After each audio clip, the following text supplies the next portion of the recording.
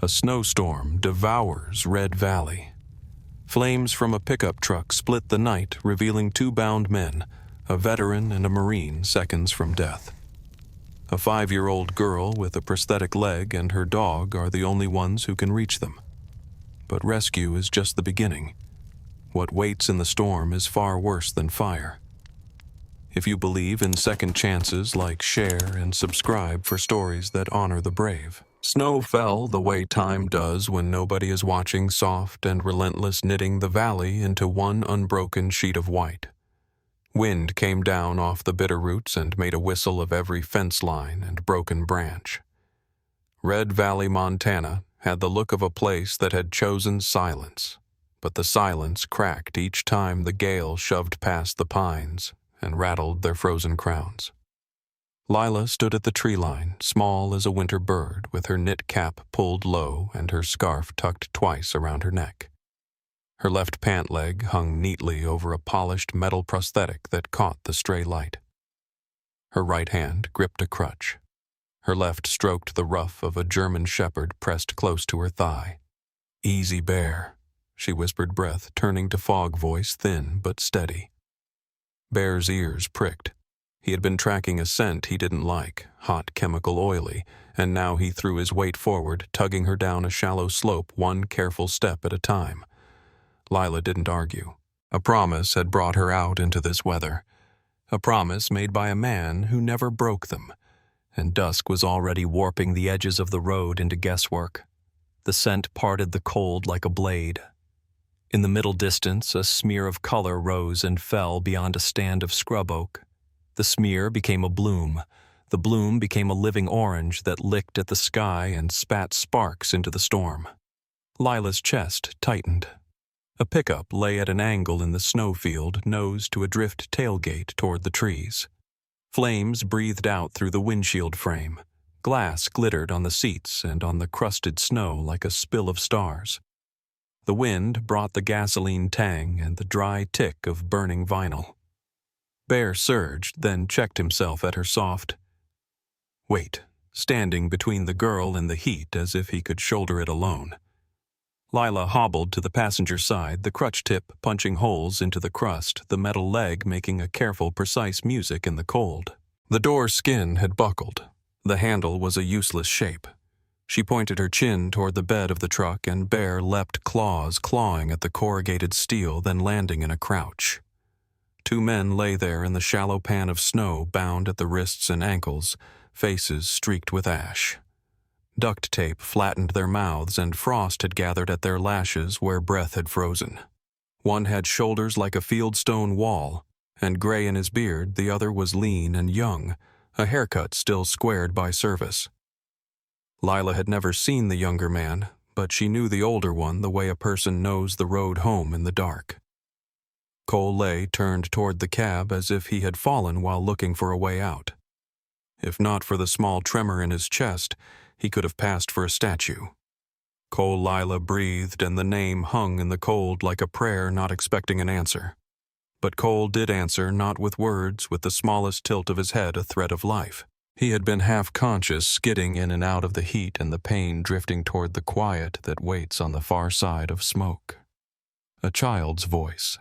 Her voice had threaded through his fog a moment earlier, and he had fought his way back toward it with the stubborn strength that had seen him through 2 tours and a dozen winters alone. Now, seeing her, he tried to lift his bound hands and failed. His eyes sharpened and urgency lived there. He tried to shake his head. Not here. Not close. Lila didn't step back. She reached with the crutch and tapped Bear's flank. "Help him," she said, and the shepherd obeyed without hesitation, placing his teeth on the rope at Cole's wrists, working the fibers with short, brutal bites. Fire made a low animal sound behind them, and a new flame lapped at the passenger seat, foam fattening as it fed. The younger man, Ryan, though the girl didn't know his name yet, stirred and tried to twist, and his breath came as a ragged cough against the tape. Bear's jaws slid. The rope frayed. Cole made a sound deep in his throat when his hands came free, a sound that wasn't exactly pain. He tore the tape from his face, feeling the sting rip skin, and rolled toward Ryan with fingers that had stopped shaking only to work. He found the knots by touch, and memory tugged and turned until they gave. When he ripped the tape from Ryan's mouth, the young Marine sucked air, as if surfacing, blinked through tears. The smoke had wrung from him and set his jaw by habit, not yet tracking anything beyond the orange roar and the small figure leaning over the bed rail. "We have to move," Cole rasped. The words were smoke thick, but the tone was field clear. He put his palm flat to the tailgate latch. The metal had frozen in its own shape. The mechanism resisted, then surrendered all at once. The gate slammed down with a steel belly thud. A run of snow poured into the bed, dousing the blackened floor with a hiss. Heat slapped their backs and pushed them toward the white. Ryan rolled first, hit the drift, came up on one knee, and reached for Lila's elbow. Cole scooped Bear's hindquarters and set him down, then lowered himself, boots punching for purchase. "Go," he told Ryan, tilting his head toward the line of firs. "South draw. The wind cuts there." Ryan nodded once, then swayed, catching himself with a hand on the truck side. The air tasted wrong in his mouth, a coin flavor, and his vision pulsed at the edges. He tightened his arm around the girl by instinct. Lila's fingers found the sleeve seam of Cole's coat and held. They had taken 3 steps, 4 when the truck spoke in the language of endings. The fuel tank heated past argument let go, and the world split into light and force. The blast lifted the truck's hood and threw it into the drift like a child's toy. It shoved the men forward and pelted their backs with fragments that bit and melted their edges. Lila felt the concussion like a hand pressing on her ribs. The sky tilted and then remembered itself. The flame roared up, clawed at the wind, and then turned to black smoke that rode a column into the low cloud. Snow within 20 feet went to slush and then glazed. Bear whined once and shook his coat, then pushed the girl toward the shadow of a burned stump where the wind dropped by a degree. "You should not have come," Cole told Lila when he could make his voice stay steady. He crouched to her height and placed a palm over her cap, anchoring her to the moment. The lines at the corners of his eyes were deeper now. The ash had made a map of his face. She looked back at him with the solemn bravery of the very young and the very old. "You didn't come back," she said, as if that explained all of winter. He allowed himself 1 second of the warmth those words carried, a second to remember the night he first found her beside a fence post in a storm like this, half-frozen, stubbornly awake, a dog he didn't own, standing over her as if assigned by heaven. Then he looked past her to the truck's cab, to the driver's seat, revealed now by the blast. The seatbelt lay buckled, unlatched from no hand. The strap was scorched, but it had held, and the imprint in the cushion said the driver had been there long enough to leave the shape of his weight. Nobody sat there now. Cole's attention moved to the snow scoured by the heat, and then to the untouched rim beyond. Footprints fresh and clean led away into the trees. Not the stumbling line of a man fleeing, but the measured, economical steps of a man with a purpose. He looked at the pattern, the length of the stride. He had followed prints through sand and dust and frost in other years and other climates.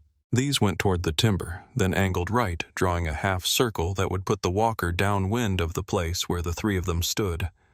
Ryan saw it too and followed Cole's gaze, then the gaze of the dog.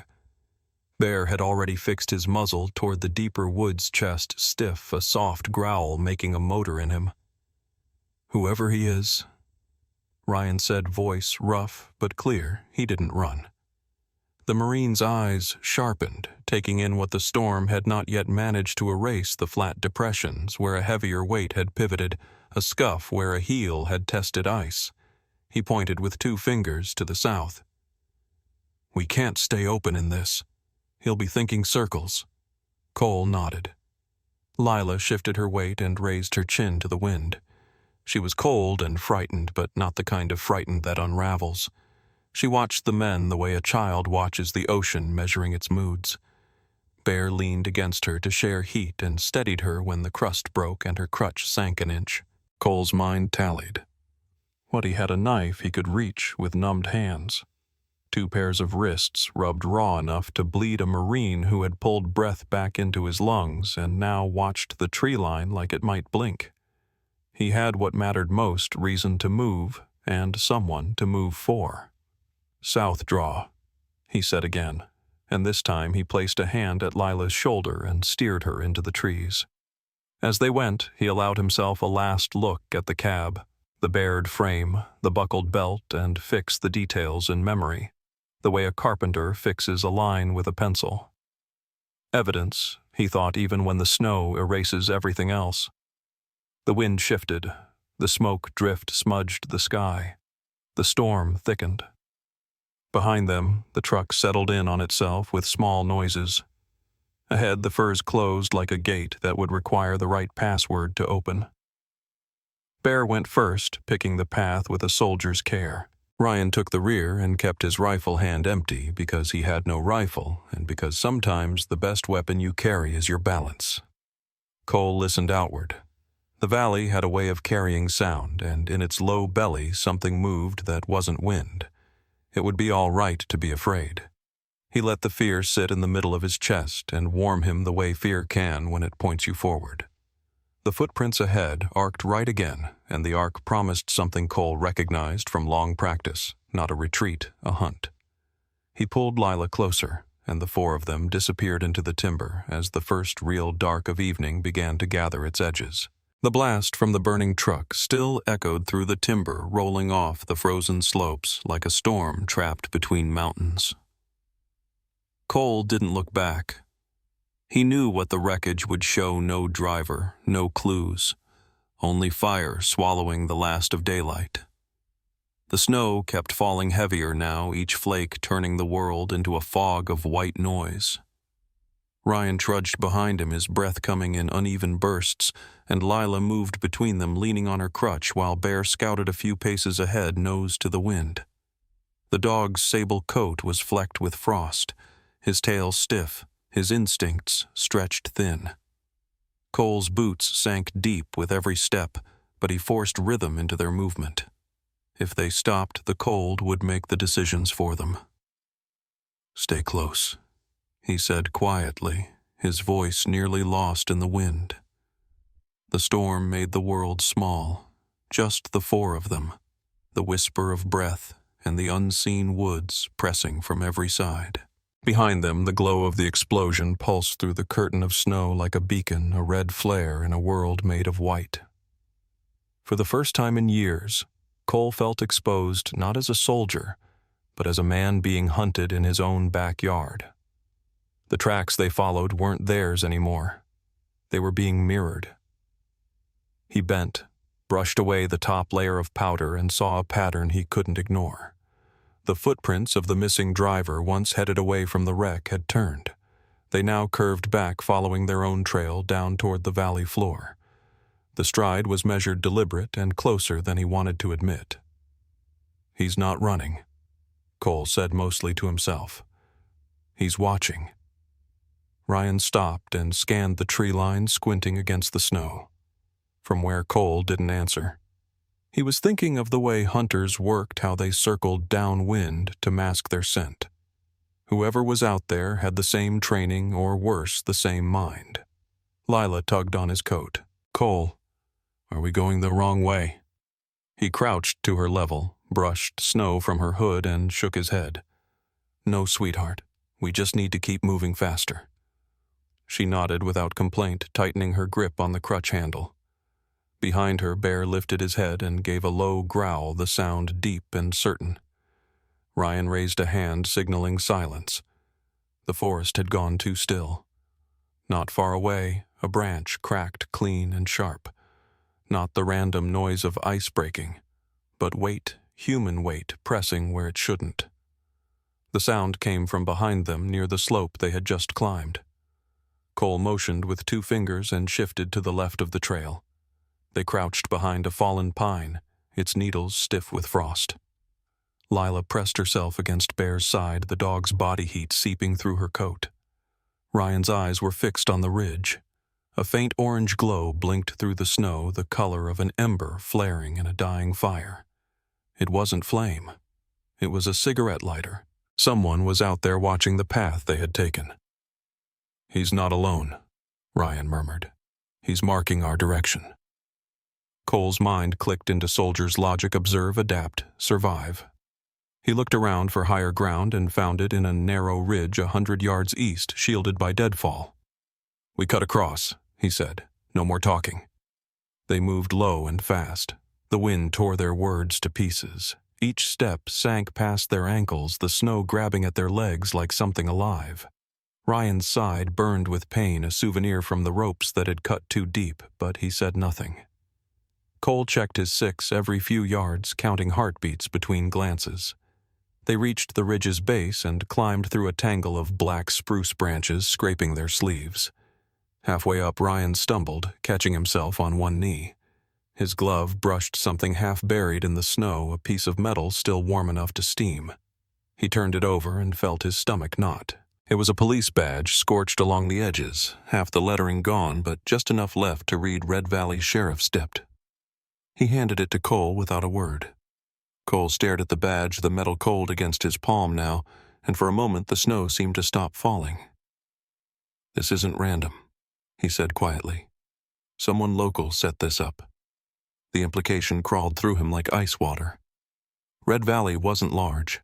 Everyone knew everyone, and the sheriff's office had been the only thing standing between the town and chaos for decades.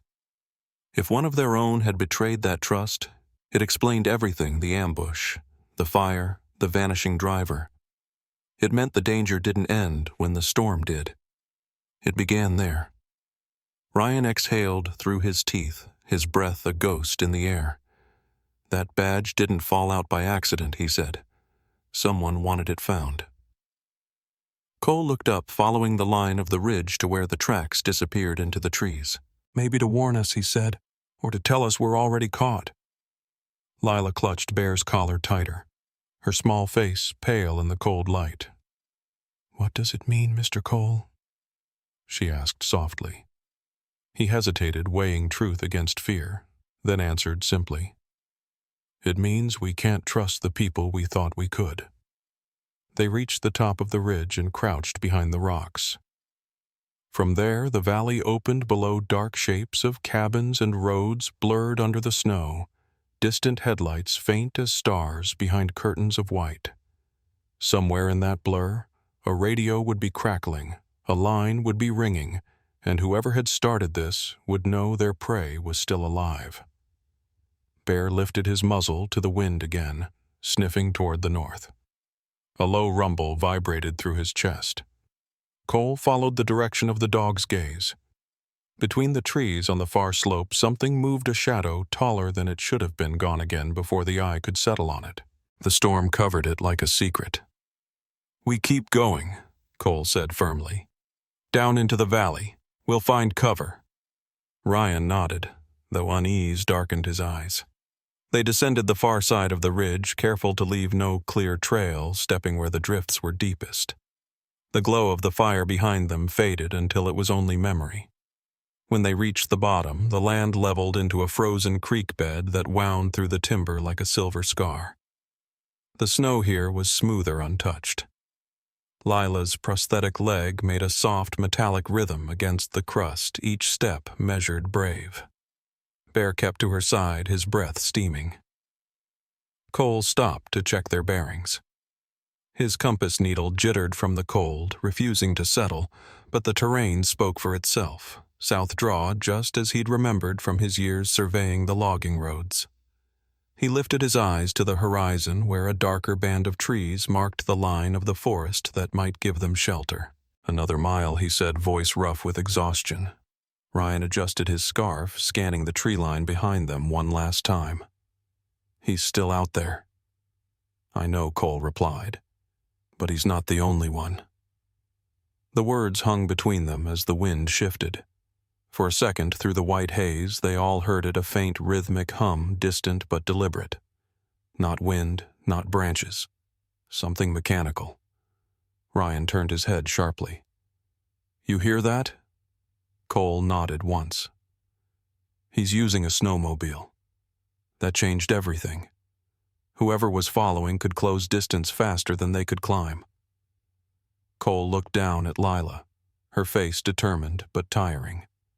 He thought fast, the way he had learned to in places where seconds decided who made it home. We'll need to find cover before he does. The creek bent west, vanishing into a stand of pine. Cole gestured forward. Bear barked once and started ahead. Snowflakes melted against the heat of their faces and froze again on their coats. Behind them, faint but unmistakable, came the low roar of an engine winding through the storm. It wasn't imagination. The hunter had wheels for the snow, and he was coming. Cole pressed a hand against Lila's back and pushed her forward. "Move, sweetheart," he said, not loud, not panicked, just certain. The girl obeyed. The sound grew clearer. They couldn't outrun it, but maybe they could outthink it. Somewhere ahead, there had to be shelter. Cole's eyes searched the tree line, found what looked like a cut in the slope, maybe a washout or an old road, and angled toward it. The white around them thickened to a blind wall, swallowing shape and distance. For a heartbeat, the world held only 3 colors: white snow, black trees, and the gray smoke of their breath. Bear stopped at the mouth of the cut and gave a short bark. Cole saw the faint outline of a structure beyond a shadowed roof half buried under snow. Relief touched him like warmth, fleeting, but real. "There," he said. "That's where we go."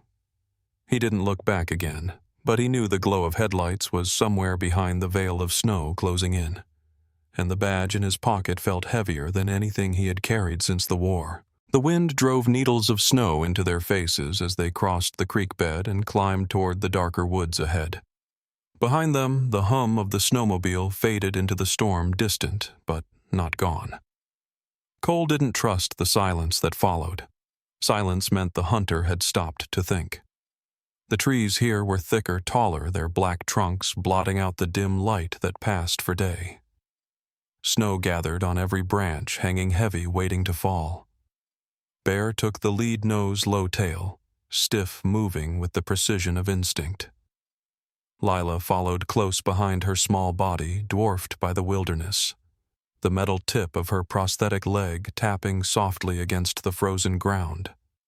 Ryan came last, his gaze darting through the trees. His pulse quickened, not just by cold, but by the certainty that whoever followed them knew this terrain well. Cole lifted his hand for a halt, listening. The forest had a rhythm.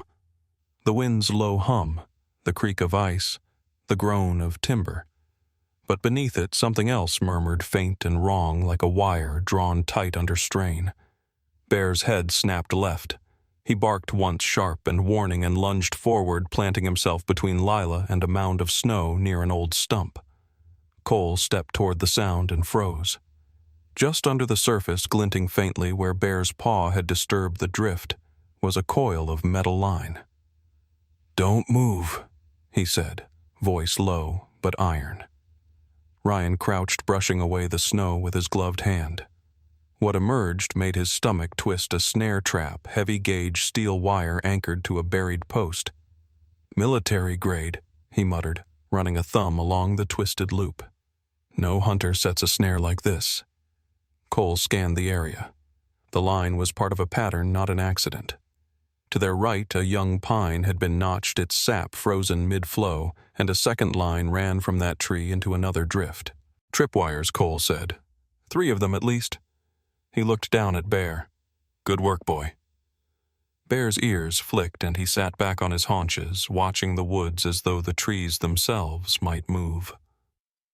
Lila pressed against Cole's side, her breath fogging the air. "Who would do this?" she asked softly. Cole didn't answer at once. The truth was too close, too heavy. He had seen this pattern before, once in the desert, once in the jungle, and now here in the snow that was supposed to be home. "Someone who wants us alive long enough to scare us," he said finally, "and dead before morning." Ryan rose slowly, his eyes hard. "That's no hunter," he said. That's training. Someone taught him to make this. He pointed toward the wire's anchor. The knots are field manual perfect. Whoever did this is ex-military. The words settled like a verdict. Cole nodded, understanding the weight of it. The world had plenty of men who carried the war home with them, men who never stopped fighting even when the battlefield was gone. He wondered if their pursuer was one of those or something worse. We go wide, Cole said. Stay off the low ground.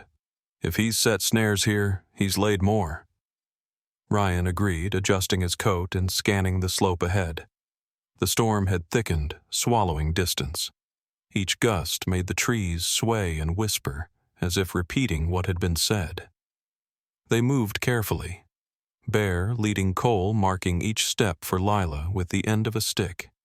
Ryan kept watch behind, scanning for movement. The wind cut down from the ridge, carrying with it the faint scent of fuel. Cole caught it and frowned. You smell that? He asked. Ryan nodded. Gasoline. A few yards ahead, the ground changed color. Snow turned gray, melted in patches. Cole knelt, ran a hand through the wet mix, and found shards of glass glittering underneath. He's been here, he said quietly. He refueled. Ryan's jaw tightened. He's laying ground traps and refueling close enough to watch us. That means he wants control, not distance. Bear's growl deepened. His fur bristled along the spine, his eyes fixed on something to the right. Cole turned just in time to see a thin glimmer of wire stretched between two trunks at knee height. He reached out with the stick and pressed down. A snare snapped upward with a sharp metallic whine strong enough to lift a grown man off his feet. The line recoiled, slicing the stick in half. Cole exhaled, his heart pounding. They're hunting us like game. Lila gripped his sleeve. Why us? Her voice was small but clear, the kind of question that carried more sense than fear. Cole looked at her and said, because someone thinks we've seen something we shouldn't have. Ryan crouched by another tree, studying the knots. He could see the method in them, the same pattern used to rig perimeter alarms in combat zones. The work was clean professional. He glanced back at Cole. This wasn't one man, he said. He's got help. The realization tightened the space around them. If there were others, they could be anywhere above, below, waiting for a signal. Cole motioned for silence and tapped his ear. The forest listened back. Then came a faint click, distant but unmistakable, the sound of a safety lever shifting on a rifle. Down, Cole hissed, pulling Lila close. A gunshot cracked through the trees, the bullet tearing bark inches from Ryan's shoulder. He hit the snow and rolled, landing behind a fallen log. Bear barked furiously, the echo swallowed by the storm. Cole fired back with the only weapon he had, a flare gun taken from the truck's remains. The red arc hissed through the snow, bursting overhead and painting the forest in blood-colored light. For a second, they saw him, the figure of a man in white camo, half-masked, moving fast between trunks, before vanishing again. Ryan rose to one knee, eyes tracking. He's trained, he said. Knows how to move, how to disappear. Cole grabbed Lila's hand. We keep moving. That flare bought us a minute, no more. They ran. Bear stayed close, glancing over his shoulder every few strides. The snow seemed to close behind them, swallowing the red light until it became just another part of the storm. Ryan's lungs burned his legs heavy, but adrenaline kept him upright. Cole led them through the trees, using the terrain weaving between rocks and downed limbs. When they finally stopped near a frozen ravine, the world had gone dim again, the light above fading into dusk. Cole crouched and studied the ground. No fresh footprints. The flare had blinded their pursuer for the moment. He'll wait till dark, Ryan said. That's what I'd do. Cole nodded. Then we find shelter before he does. Lila knelt beside Bear, brushing the snow from his fur. The dog's chest rose and fell fast, but his eyes were clear, alert, faithful. Cole watched them both and felt something shift in him, a memory of a different kind of loyalty, the kind that survives when everything else burns. He looked back at Ryan. Whoever he is, Cole said he's not new to this. He's one of us. Ryan's expression darkened. Or used to be. The two men shared a long, silent look, each knowing what that meant. Somewhere out in the storm, a soldier had turned hunter, and they were now walking through his war zone. The trees creaked, a sound like bones under weight. Cole tightened his grip on his pack and pointed toward the east. "There's a ridge that drops toward the old ranger cabins," he said. "We reach it before night, we might live through this." Ryan nodded. Bear stood, shook the snow from his coat, and took the lead again. The group moved into the fading light, unaware that another wire, another trap, waited just beyond the next bend, silent and patient as the storm that kept their world small. The forest deepened into a maze of black trunks and white ground, each turn stealing more light from the day. The wind had quieted, but its silence was worse than its howl, like the pause between a question and an answer nobody wanted. Cole led the group along a slope that bent east, his boots crunching softly. Bear trotted ahead, nose down, tail low, guiding them as if the snow itself whispered directions. Ryan followed close behind, his eyes scanning every rise and hollow, searching for shelter, before night turned the world to ice. Lila moved between them, tired but resolute, her crutch tapping a rhythm that kept them honest. When the trees finally opened to a clearing, Cole saw it a cabin, leaning under the weight of years, its roof half buried in snow, its windows fogged with frost. Smoke did not rise from the chimney, but when the wind shifted, the faintest trace of warmth drifted out, the ghost of a fire too recent to belong to the past. "There," Cole said, pointing. "We'll check it." Ryan's brow furrowed. "Someone's been here." Cole nodded, already moving. Bear bounded ahead, circling the porch and pausing at the steps, his hackles raised. Cole climbed slowly, his hand brushing the rail. It was rough beneath his glove, splintered freshly, not rotted from years of neglect.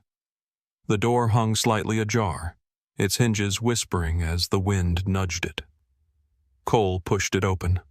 The cabin's air was thick with the musk of smoke wood and the faint sting of oil. Inside, shadows pooled around every corner. He stepped across the threshold first, motioning for Ryan to cover him. The room was small, one cot against the wall, a table strewn with papers, a stove in the corner still faintly warm to the touch. Cole placed his hand over the cast-iron surface. The heat lingered, fragile but undeniable. "We missed him by an hour, maybe less," he murmured. Ryan scanned the walls. Old hunting gear hung from pegs, a weathered lantern, a rope, a rusted hatchet.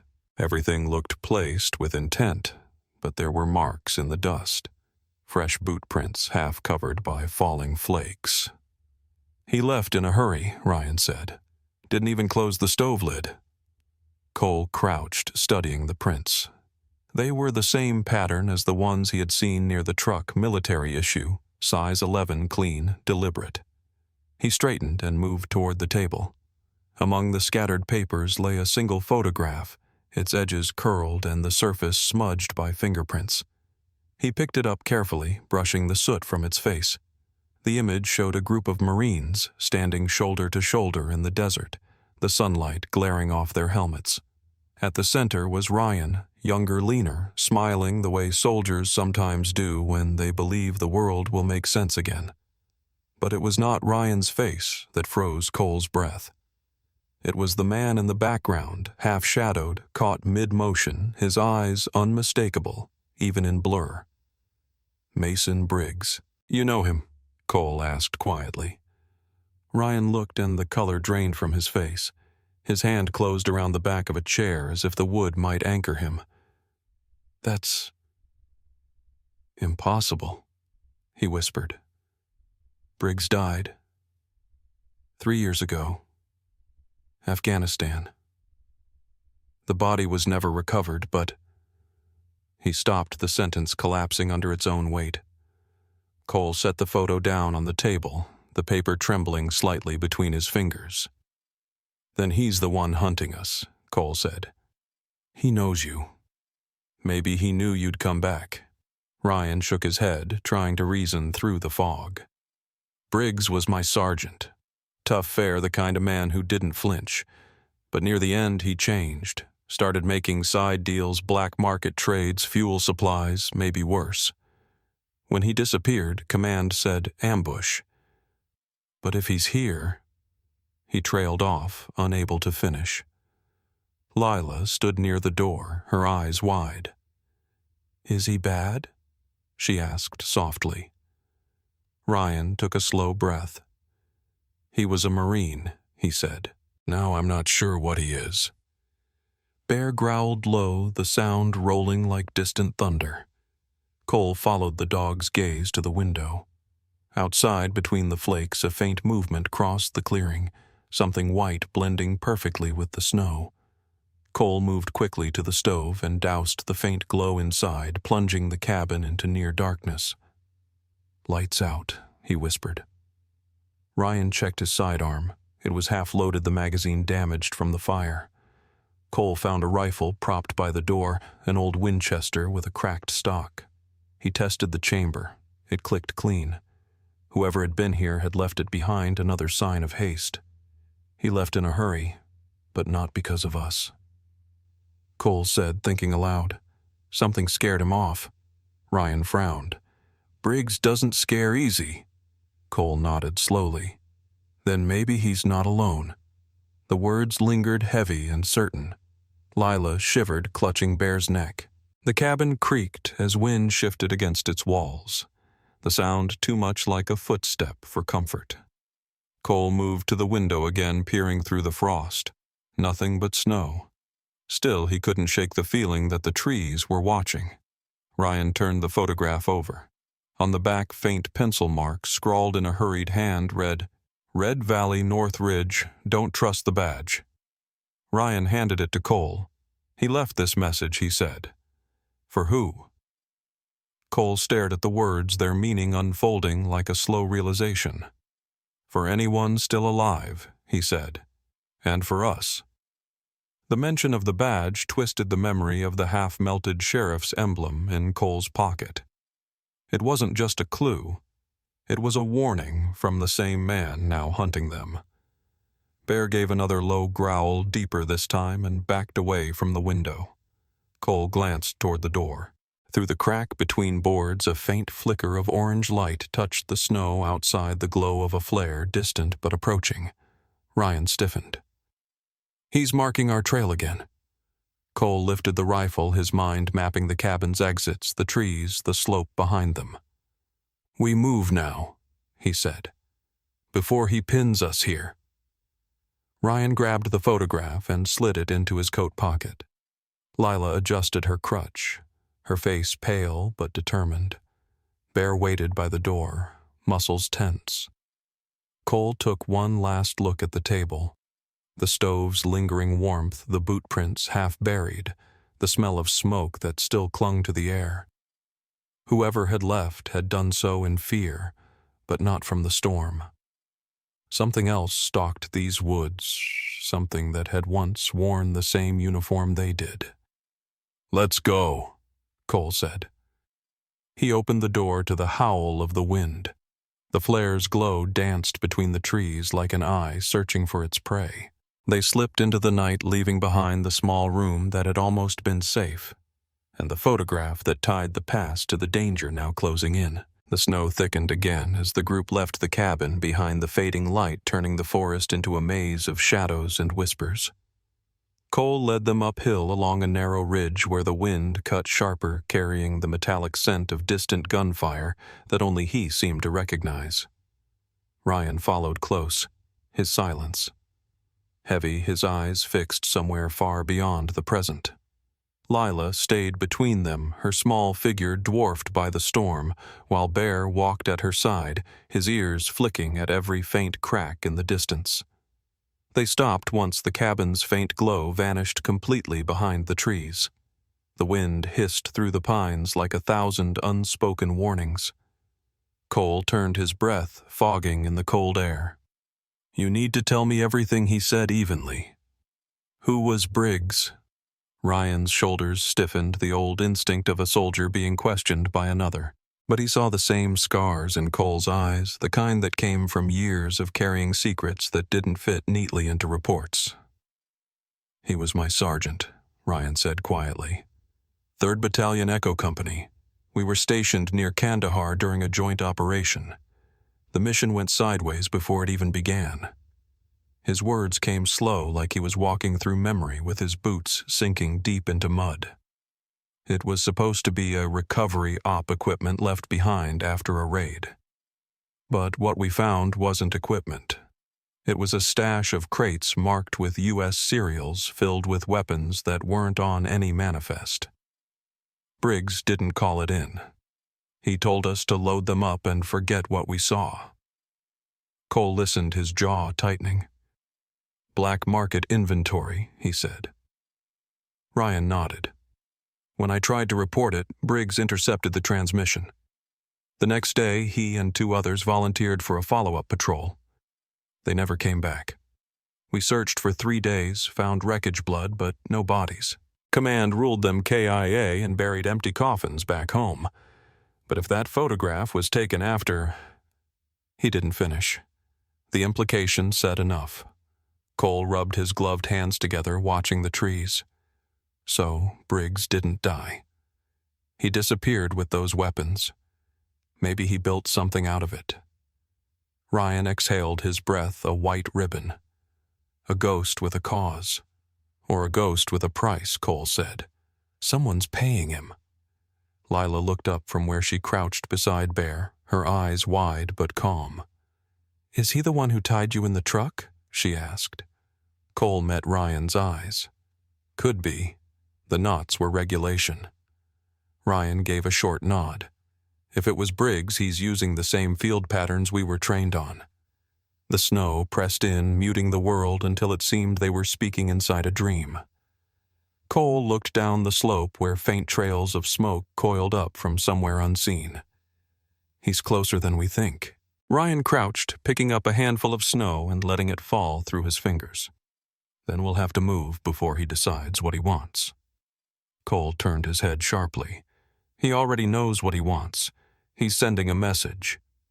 Bear suddenly stopped, his head tilting, ears pricking forward. A low, static hum drifted through the air, faint but unnatural. Cole froze. You hear that Ryan straightened, his expression tightening. Radio frequency. They followed the sound to a fallen log half covered in snow. Beneath it, almost buried, was a small field transceiver military issue, scratched but working, its power light flickering weakly. Cole brushed the snow off the dial. The speaker crackled with white noise, then broke into irregular bursts of static. Ryan adjusted the frequency knob. The noise sharpened into rhythm, short and long beeps, uneven but deliberate. Morse code, Ryan said, frowning as he translated under his breath. B, R, I, G, G, S. He paused. And coordinates. Cole leaned over his shoulder, reading the digits scrawled on the receiver's screen. That's here, he said slowly. It's giving our position. Ryan's heart thudded. He's not just tracking us. He's broadcasting it. The radio hissed again, louder now, a voice barely audible behind the static low mail distorted by wind and interference. It wasn't shouting. It was speaking calm and steady, as if to an old friend. Echo 1, the voice said. You never learned when to walk away. Ryan went pale. That's him. Cole took the radio, pressed the transmit button. Briggs, he said, his voice steady, cold. You want something, you come get it yourself. The answer came after a heartbeat. Already have, Sergeant. You're just catching up. The transmission cut abruptly, leaving only the empty hiss of snow against metal. Lila shivered and pressed closer to Bear. Cole turned off the radio and set it on the log, staring at the coordinates that glowed faintly on its screen. He's hurting us, he said. He wants us to move where he can see. Ryan nodded grimly. He knows every move I'd make. I learned from him. Cole studied him.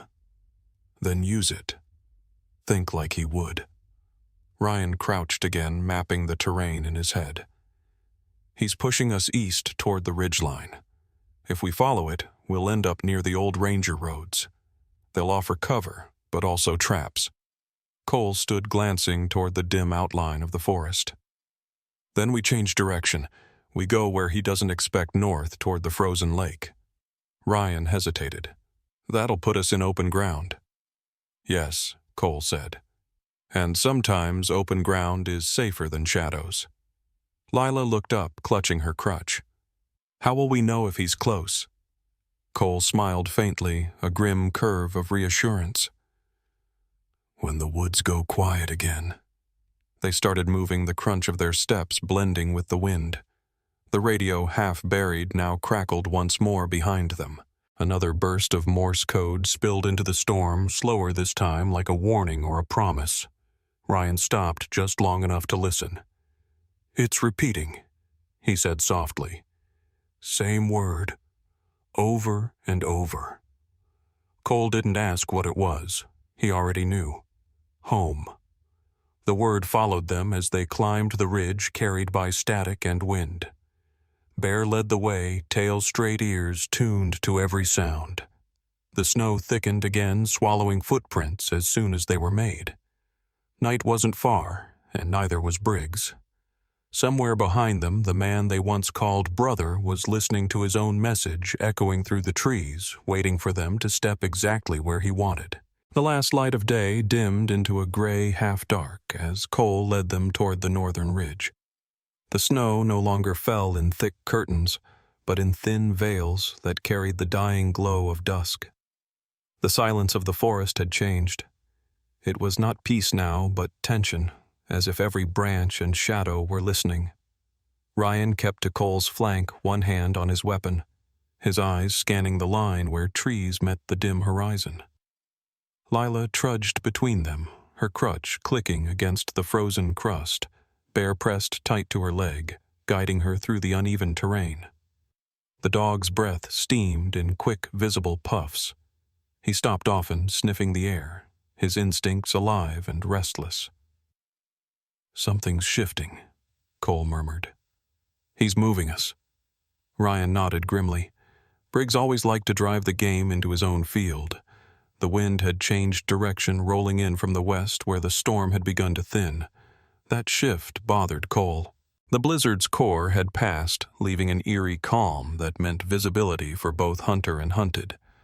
They reached a small clearing where the snow dipped into a shallow basin. Bear trotted ahead and suddenly froze, the fur along his spine lifting. He growled once and began circling a patch near a fallen birch. Cole's instincts snapped awake. "Hold up," he said, raising a hand. Ryan stopped beside him, scanning the snow. Bear dug once, twice, and unearthed something dark, half buried under frost. Cole knelt and brushed away the snow with his glove. A scrap of blue fabric stared back at him, torn, frayed, and unmistakably his own from the sleeve of his coat. His stomach turned cold. "He's baiting us," Cole said. "He took this when he had me tied in that truck." Ryan examined the trap hidden beneath the fabric, a pressure plate rigged under thin ice, wired to a small blasting cap. "He's marking our scent," Ryan said. "Using what he knows we'll recognize. That's how he drives panic." Cole's eyes narrowed. "He's close enough to plant it." Lila watched in silence, gripping Bear's collar. "Why does he want us to follow?" she asked softly. "Because he wants to choose where we die," Ryan said, his tone steady but cold. Cole stood scanning the tree line to the west. The air there was lighter, the snow thinner and faint through the shifting haze. He saw at motion the flicker of a shadow between trunks. He raised his hand again, pointing. "Movement west slope," he said. "He's flanking." Ryan lifted his rifle, peering through the dim light. The trees swallowed the figure before he could lock aim, but the pattern of movement was deliberate, disciplined. "That's not a hunter," Ryan said. "That's formation. More than one." Cole's pulse quickened. "You sure I've seen that spacing before," Ryan said. "That's how we advance during mountain ops. Same route Briggs used to favor." The truth hit both men at once. Briggs was coming from the west, from the exact direction of his old base of operations. He wasn't wandering. He was retracing old ground. The snow muffled their voices, but the tension between words felt loud enough to draw attention. "We move," Cole said sharply, "downhill into the draw." They pushed forward, sliding between trees, each step crunching in the brittle snow. Bear stayed in front, tail stiff, head low. Lila stumbled once, and Cole steadied her with a firm hand, whispering encouragement. The forest had begun to pulse with unseen life, the faint clink of metal, the creak of weight on frozen bark, the whisper of something dragging through snow far too rhythmically to be the wind. "He's not alone," Cole whispered. Ryan didn't answer. He had gone, still listening. The hair on his neck prickled. Then the shot came sharp, clean, too close. The bark exploded from a pine inches from his head, spraying splinters across his shoulder. Lila screamed. Bear barked, and Ryan dropped instinctively to one knee, returning fire toward the flash he had caught in the corner of his vision. The echo cracked through the forest, then dissolved into silence again. Cole pulled Lila down behind a fallen trunk. "Stay low," he ordered. Bear pressed against her, his growl deepening into a rumble. Ryan looked at the fragment of the bullet lodged in the snow by his foot. He picked it up, rolling it between his gloved fingers, and felt the familiar weight and groove of military-issue ammunition. "Standard NATO round," he said. "Same type we used overseas." Cole exhaled through his nose, the air fogging in front of him. "Briggs," he said simply. "He's calling the hunt himself." Another shot echoed this one distant, not meant to hit, but to hurt. Cole recognized the rhythm. "He's pushing us again. South this time." Ryan's eyes flicked to the slope ahead. "He's steering us toward the ravine." "The old Ranger Road runs below," Cole said. "If he's blocked the other side—" He didn't finish.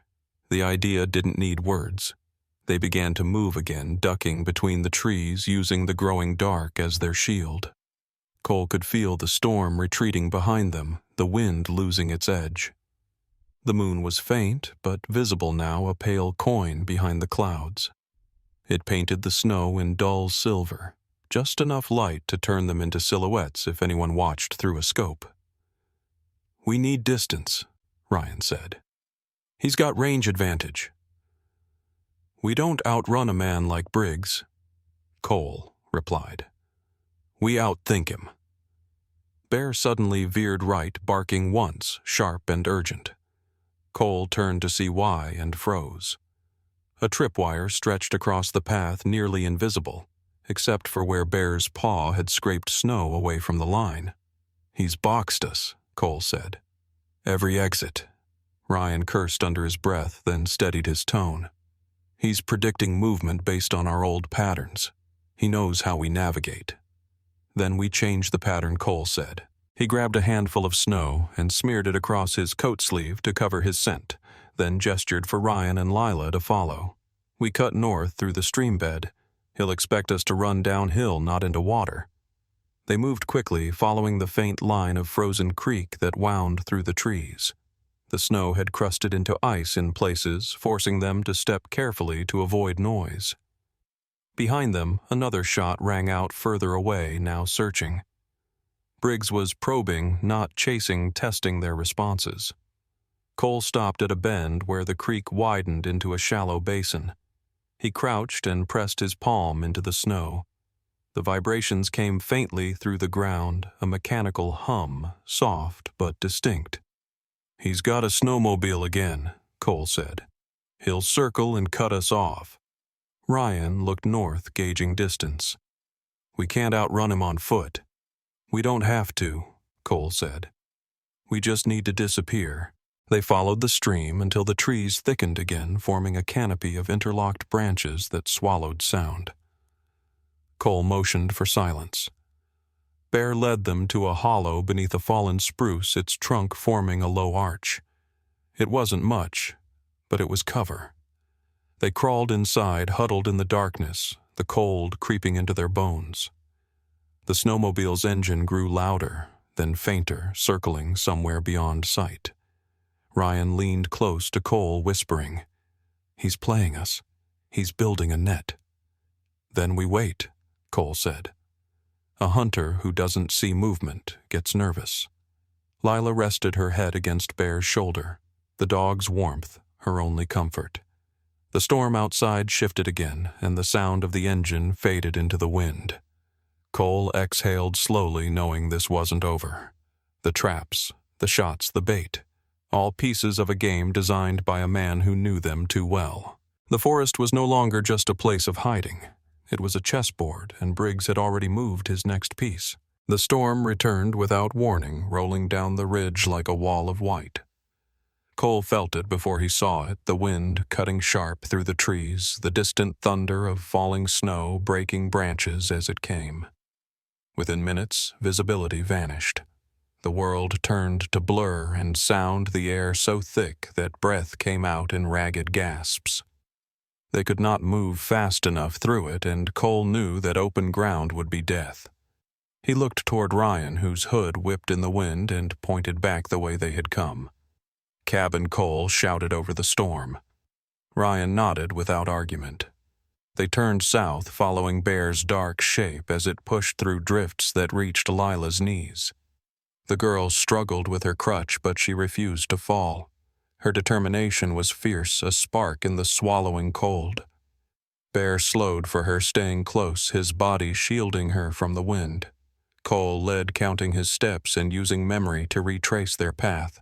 The forest bent under the storm's weight. Snow came down in sheets that made sky and ground indistinguishable. By the time the cabin appeared through the blur, a faint squatting shape against the white, they were half frozen, exhausted, and near blind. Cole pushed the door open with his shoulder. It resisted, heavy with ice, then gave way.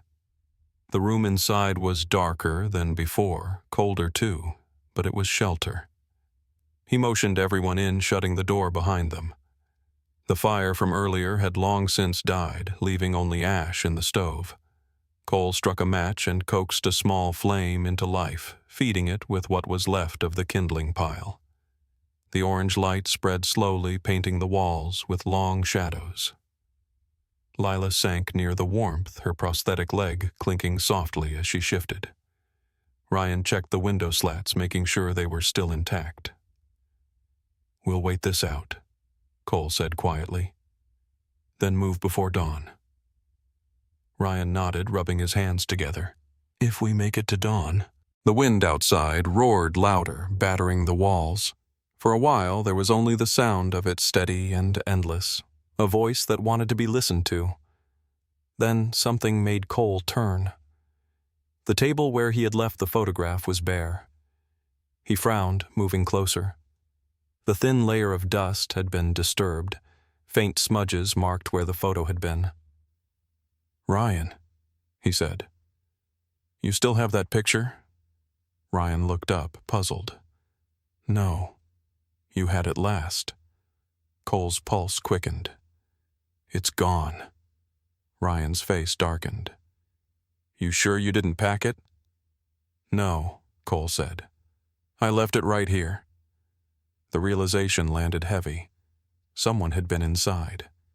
He moved to the window, brushing frost from the glass.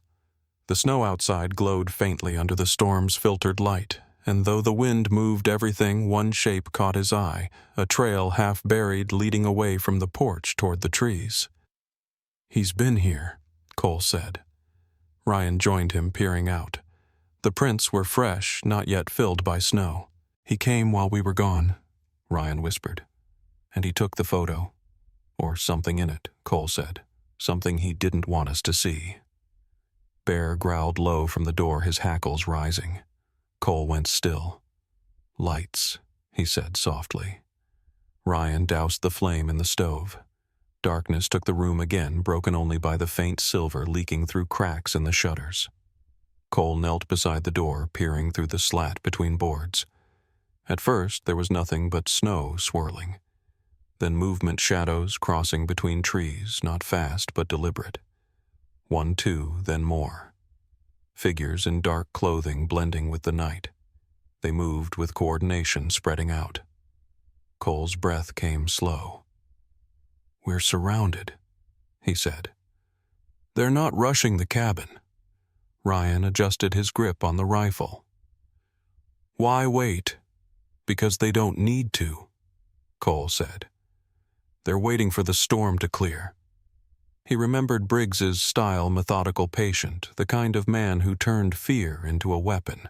They would freeze them out, not shoot them out. Cole turned back toward Lila. The girl sat quietly beside Bear, her eyes fixed on him, calm but frightened. "We're okay," Cole told her softly. "We're safe in here." But even as he said it, he knew it wasn't true. The cabin was wood-thin and dry. One Molotov, one spark, and it would burn like paper. Ryan crouched near the window, watching the shifting shadows. "They're disciplined," he said. "This isn't a band of hunters. They're moving like soldiers." Cole nodded slowly. Briggs's men. Ex-military. He built his own unit. Outside, faint flashes of red appeared through the snow, infrared scanners sweeping back and forth, methodical arcs of light moving closer. Cole pulled back from the window, his pulse steady but fast. "They have night vision," he said. "He's tightening the net." Ryan glanced at the door. "We can't outshoot them in this weather." "No," Cole said. "But maybe we can outlast them." He moved to the stove and began piling logs inside, not to burn but to block. Ryan followed his lead, reinforcing the shutters with the table and an old chair. Bear stood by the door, ears twitching. Lila whispered to him, running her small hand along his neck. The dog stayed still, listening to sounds only he could hear. Hours passed like this, marked only by the howl of the wind and the faint shuffle of movement outside. Then, through the gaps in the shutters, Cole saw a flicker of light. Someone signaling with a flashlight, short bursts coded. "Morse again," Ryan said. Cole watched carefully, translating under his breath. "Wait till full dark. No survivors." He exhaled slowly. "They're waiting for the storm to pass completely. When the wind drops, they'll strike." Ryan tightened his grip on the rifle. "How many? 6, maybe more," Cole said. "They're spreading wide." He looked back at Lila. The girl had curled against Bear's side, her eyes drooping with exhaustion. "She won't survive a siege," Ryan said softly. "Not in this cold." Cole nodded, his gaze distant. "Then we make sure it doesn't come to that." He crawled to the small window at the rear of the cabin. Beyond it lay the ridge, a steep drop covered in drifts. If they could climb down unseen, they might reach the frozen creek again. He turned to Ryan. "We can't wait till morning. We move while the storm's still covering us." Ryan hesitated. "You think they'll see us?" "Not if we move fast enough," Cole said. He checked the latch on the back window, testing its frozen edge. It creaked, but held. "We'll go one at a time. Lila first, then you." Ryan frowned. "And you?" Cole's eyes flicked to the door. "I'll follow once we're sure they're not flanking." Outside, the storm began to shift again. The wind slowed, the snow softened, and through the stillness came the faint creak of boots pressing into ice. Cole froze, listening. "They're closer," he whispered. He looked at Ryan. "Be ready." The two men shared a nod. Outside, shadows drifted past the cabin walls, silent, patient, waiting for night to finish what daylight had started. The storm calmed sometime after midnight, though none of them could tell exactly when. The sound of wind faded to a whisper, leaving behind a silence so thick it felt alive. The cabin walls no longer shuddered, and the snow that had battered them for hours now clung motionless to the window panes. Inside, the small group sat huddled in near darkness. Cole kept the fire low, feeding it with thin slivers of wood so the light flickered without spilling too bright beyond the shutters. The glow reached only far enough to paint their faces in shades of gold and shadow. Bear lay near the door, head-lifted ears twitching toward every sound from outside. Lila slept against the dog's shoulder, her breathing shallow but steady. Cole and Ryan sat opposite each other near the stove, both too tired for sleep and too alert for rest. "You should close your eyes," Cole murmured, his voice rough with exhaustion. Ryan shook his head. "Can't. Every time I do, I see him." Cole studied the younger man for a moment, then leaned back against the wall. "You said Briggs changed in the desert," he said. Changed how Ryan hesitated, eyes unfocused as though seeing something far away. He stopped believing in the chain of command, started treating every order like a suggestion. But it wasn't just him. There were others, officers, contractors, supply clerks, everyone playing a part in something that didn't make sense until it was too late. He paused, then continued quietly. "We were supposed to guard a convoy near Lashkar Gah, routine mission, but the crates weren't medical aid like the manifest said. They were weapons American-made meant for local buyers we weren't supposed to know existed. I reported it, sent the details up the line." Cole's eyes narrowed, and Ryan let out a breath that trembled slightly. 2 weeks later, our unit got ambushed. Same route, same hour, perfect timing. Briggs's patrol never showed. Everyone thought he'd been killed in the blast, but I knew better. He disappeared right after my report went missing from the system. Cole was silent for a moment. "So everything that's happening now, it's not random." Ryan met his gaze, the firelight flickering in his eyes. "No, it's payback. Briggs wants to erase the only one who can prove what he did." The confession hung heavy in the air. Cole looked toward the window where the snow glowed faintly blue under moonlight. Outside, the forest was still, but he could feel the presence of men waiting beyond the trees. "You should have told me sooner," Cole said softly. "Maybe I could have planned for it." "Would it have changed anything?" Ryan asked. "We'd still be in the same woods, hunted by the same ghosts." Cole didn't argue. He reached for his pack and pulled it closer, rummaging through the half-burned gear they had salvaged from the truck. His gloved hand brushed something solid inside a torn pocket. He frowned, drew it out, and held it to the firelight. It was a small black box, scorched, dented, but intact. Ryan leaned forward. "What's that dash cam?" Cole said. "From the truck." He turned it over in his hand. The casing was cracked, but the lens was unbroken. If this thing survived the blast, it might have footage of who planted the explosives. Ryan's expression tightened with sudden hope. "You think it works?" Cole pressed the power button. Nothing. He flipped it over and checked the battery indicator. A faint red line blinked once, then faded. "There's enough charge for one run," he said. Ryan's heartbeat quickened. "Then we save it for the right moment." "No," Cole said. "We use it now. If Briggs kills us out here, the truth dies with us. But if this record's what we think it does..." He didn't finish. He didn't need to. Ryan looked at Lila sleeping by the fire, then back at the device. "If we play it and the screen lights up, he might see the glow from outside." "I'll block it," Cole said. He pulled his coat up to form a small shield around the camera, crouching low near the hearth. The fire's light flickered across his weathered face, deepening every line of worry. He pressed the power button again. For a second, nothing happened. Then the small screen flared weakly to life, distorted by cracks, but readable. Static filled the cabin, followed by the shaky image of the truck's interior, the dash vibrating as the engine idled. Through the windshield, the snowy outline of Red Valley's back road came into view. Cole and Ryan leaned close, watching. A timestamp blinked just hours before the explosion.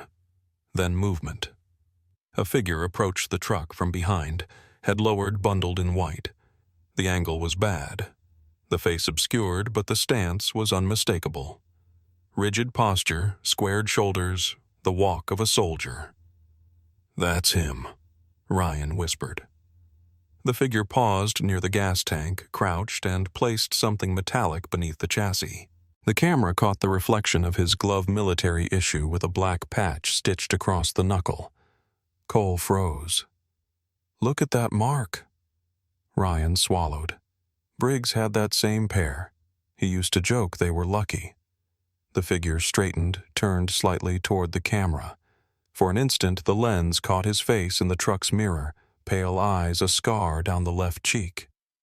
Ryan drew in a breath. "It's him."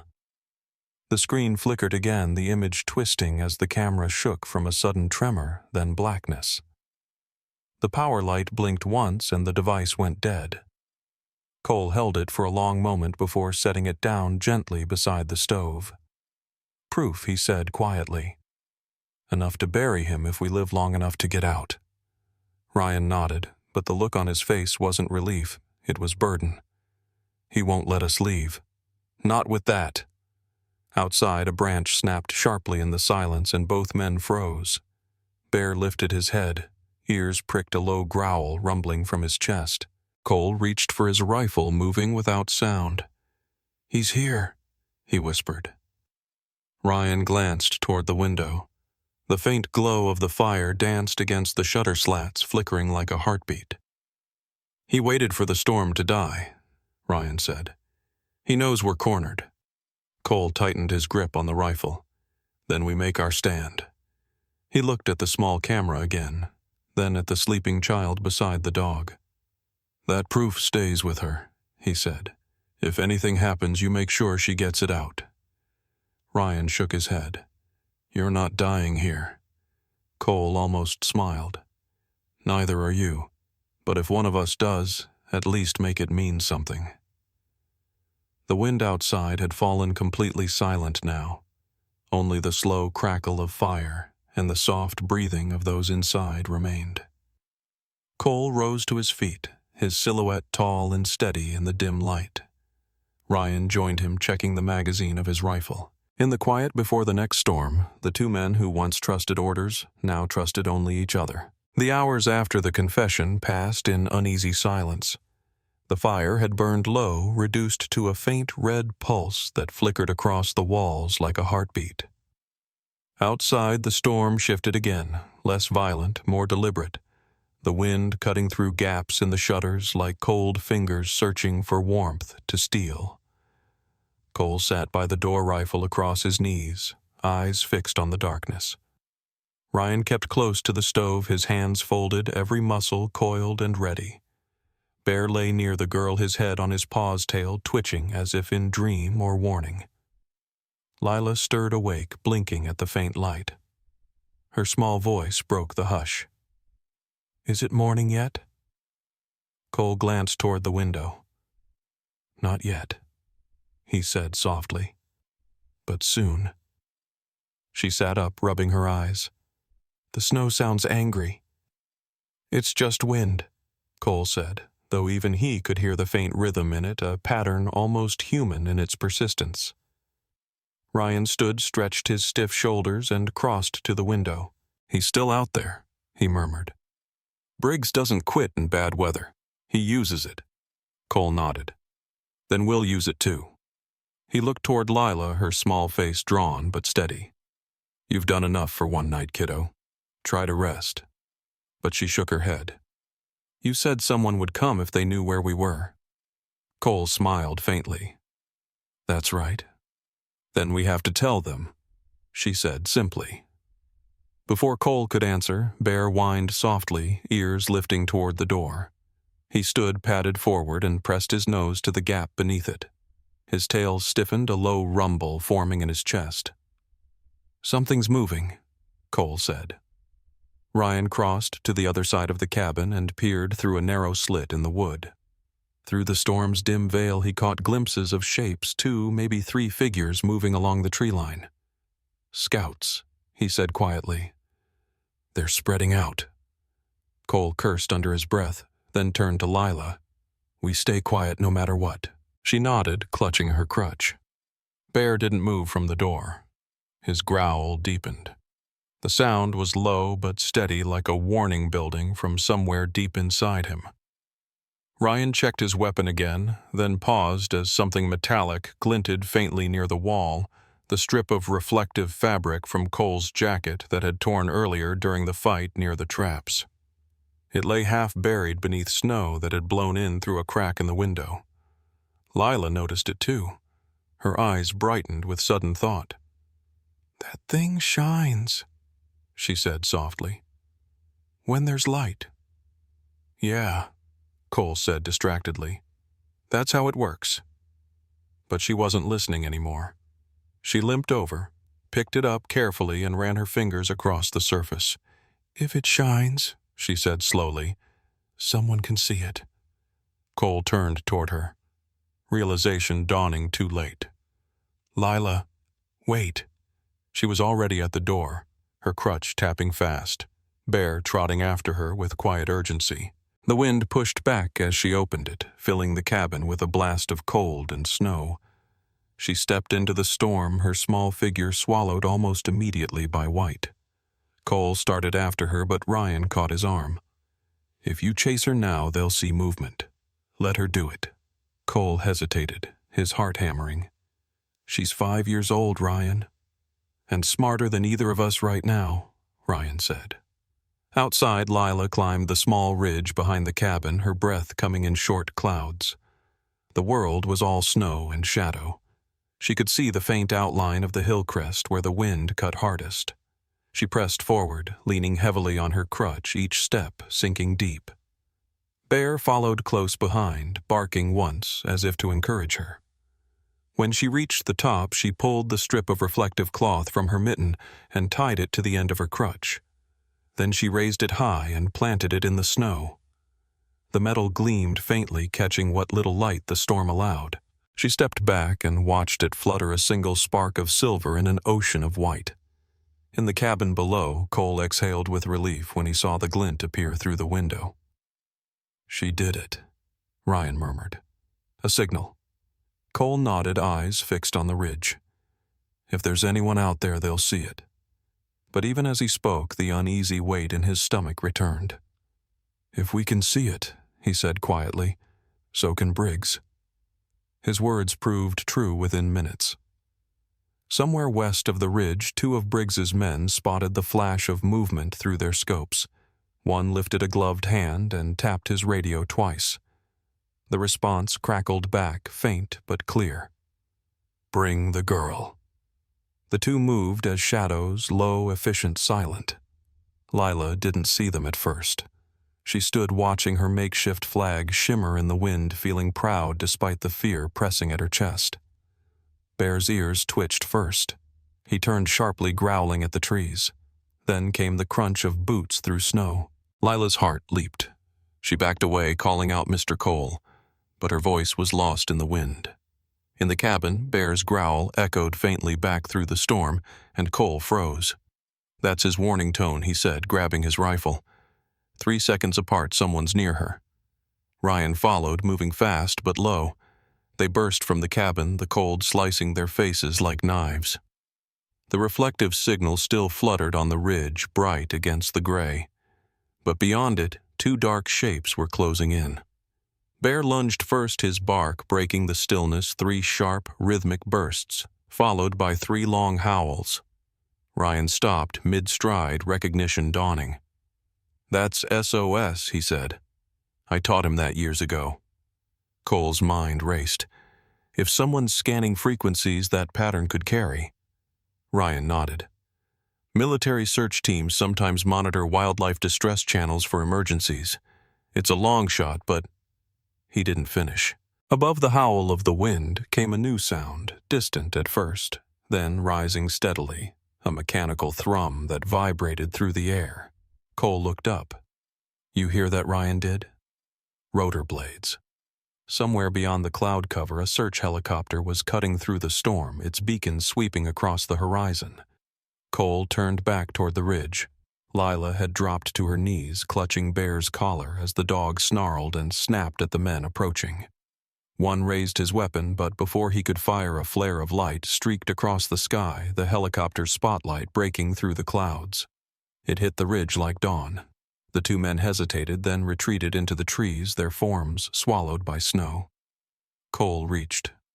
Lila pulled her close and shielded her with his coat as Bear limped beside them, his fur streaked with ice and blood, but his eyes still burning bright. "You did it," Cole said, his voice breaking. "You called them." The sound of the helicopter grew louder, its searchlight sweeping over the cabin, the forest, then locking onto their position. Ryan looked up, his face lit by the white beam. They got the signal, he said, disbelief and hope mixing in his voice. Cole nodded, tightening his hold on Lila as snow swirled around them. "Then let's make sure we're still here when they land."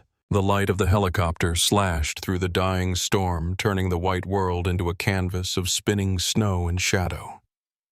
Cole pulled Lila close, his arm a shield around her, as the roar of engines and the crack of rifle fire blended into one merciless sound.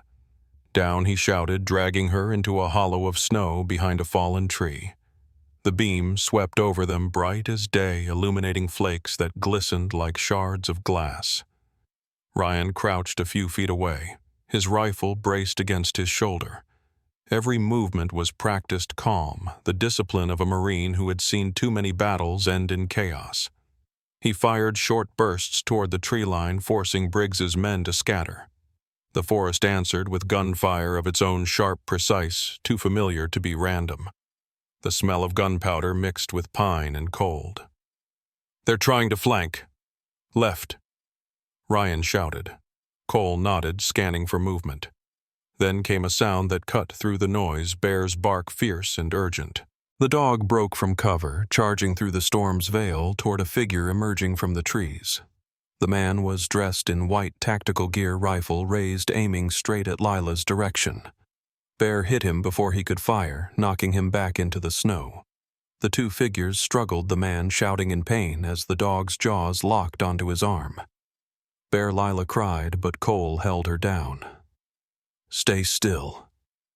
The dog's growl was a low thunder, primal and pure, echoing through the storm. Another gunshot cracked. Bear yelped and fell sideways into the snow, his flank darkening with blood. No, Lila screamed, trying to run, but Cole caught her. The shooter raised his weapon again, but before he could fire, Ryan stepped out from behind a tree, sighted carefully, and squeezed the trigger. The man went down, rifle clattering from his hands. The forest fell into a brief, breathless pause. Bear, Cole shouted, crawling toward the fallen dog. Bear lifted his head weakly, panting, his fur stained crimson. But his eyes were alive, steady and bright, still guarding the girl even as his strength faded. Cole pressed a hand to his wound, whispering, "Stay with me, boy. Just a little longer." Lila knelt beside him, tears freezing on her cheeks. The helicopter above circled lower, its floodlight sweeping the ridge. Ryan's radio crackled faintly with a voice cutting through static. "This is Search and Rescue Montana Division. Identify yourselves." Cole grabbed the mic from his coat. "Veteran Jack Cole and Marine Ryan Adams," he shouted.